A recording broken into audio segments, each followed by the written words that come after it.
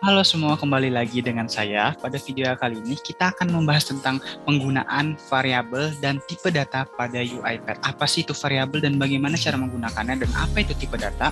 Jika pada videonya kita telah membahas tentang activity dan sprint, kali ini kita akan membahas tentang variabel dan tipe data. Variabel merupakan tempat penyimpanan sebuah data.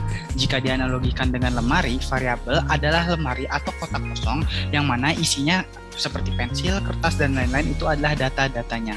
Nah, bagaimana cara menggunakannya? Langsung saja kita pertama-tama membuka UiPath Studio.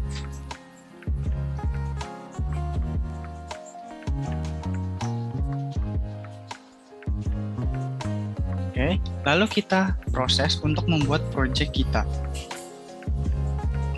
Nah, nama ini disesuaikan dengan nama project teman-teman. Pada kali ini kita akan penggunaan variabel tipe data.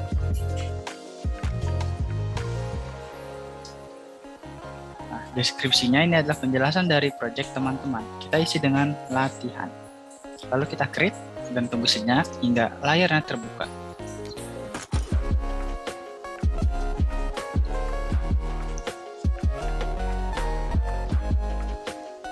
Jika sudah, kita open main workflow.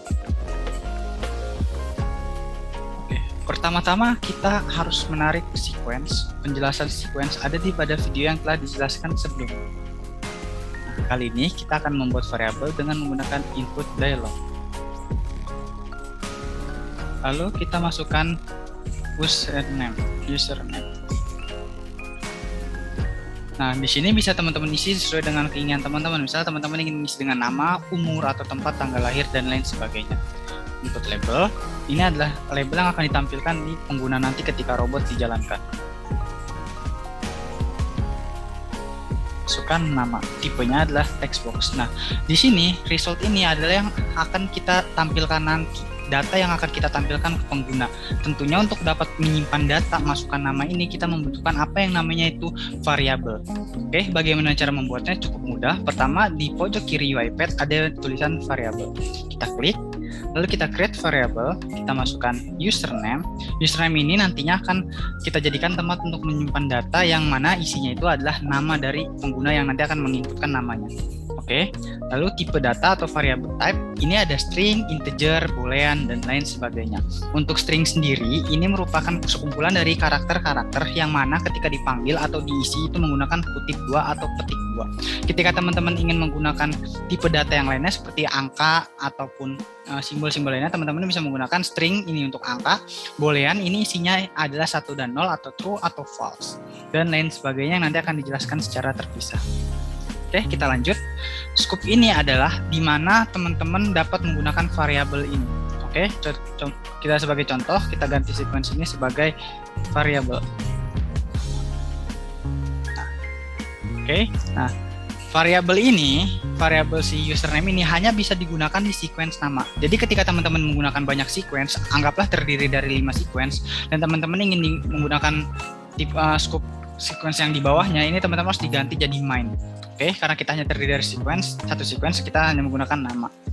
Baik, setelah variabel terbuat, kita panggil, coba kita tampilkan menggunakan .message. Oke, kita info, lalu kita masukkan username, variabel yang telah dibuat. Nah, lalu kita contohkan, kita jalankan. Setelah robotnya running, robot akan meminta kita untuk memasukkan nama kita. Oke.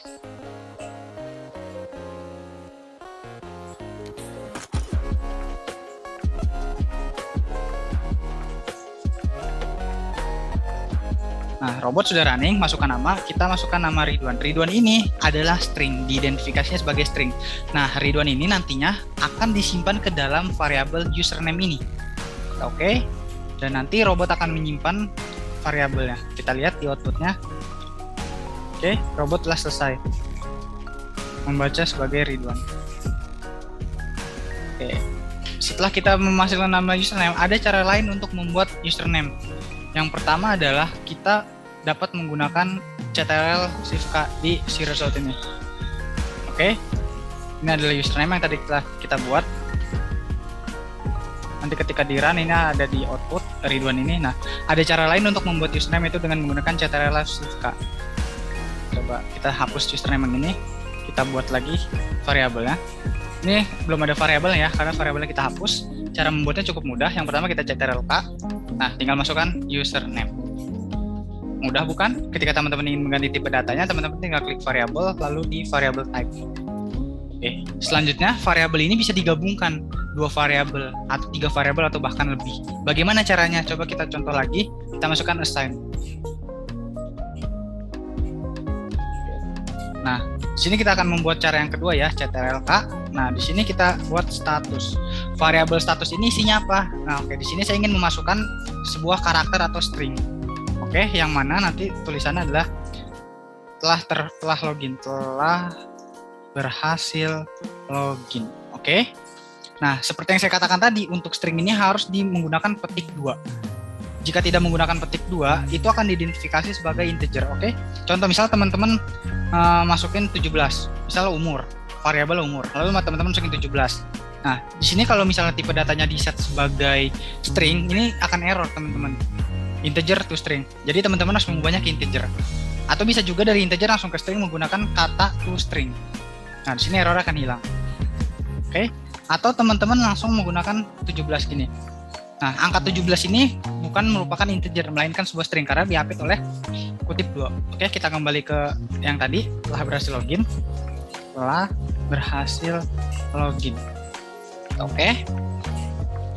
Nah, kita panggilkan load_message kembali. Oke. Kita info.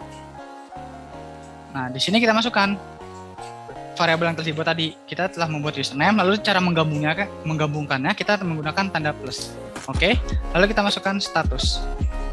Nah, nanti si robot akan menampilkan di output ini username ini tipe datanya isinya apa dan status ini isinya apa. Oke, maka kita save lalu kita running.